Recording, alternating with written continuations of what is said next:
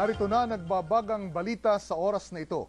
Patuloy ang isinasagawang rescue operations ng lokal na pamahalaan sa Albay sa mga residente na apektado ng matinding pagbaha at pag-agos ng lahar, bunsod ng malakas na ulang dala ng Bagyong Waning.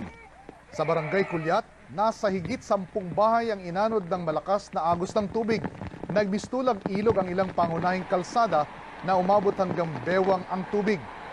Samantala, sinabi naman ni DSWD Secretary Dinky Soliman na nakahanda na ang relief goods na ipamimigay sa mga naapektuhang residente ng Bagyong Waning.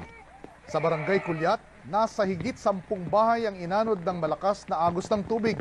Nagmistulang ilog ang ilang pangunahing kalsada na umabot hanggang bewang ang tubig. Samantala, sinabi naman ni DSWD Secretary Dinky Soliman na nakahanda na ang relief goods na ipamimigay sa mga naapektuhang residente.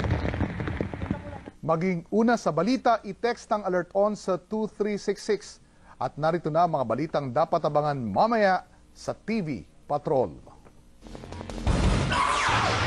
Klase sa ilang paaralan sinuspinde, ilang flight sa NAIA kanselado dahil sa Bagyong Waning. Ilang bayan sa Albay at Camarines Sur lubog na sa baha. 3 na patay sa nahulog na bus sa Skyway. 7 sasakyan nagkarambola sa EDSA, resulta buhol-buhol na traffic. Dating Pangulong Gloria Arroyo inirekomenda ng kanyang doktor na operahan. At exclusive ang mga eksena sa binyag ng anak ni Chris Taranillo.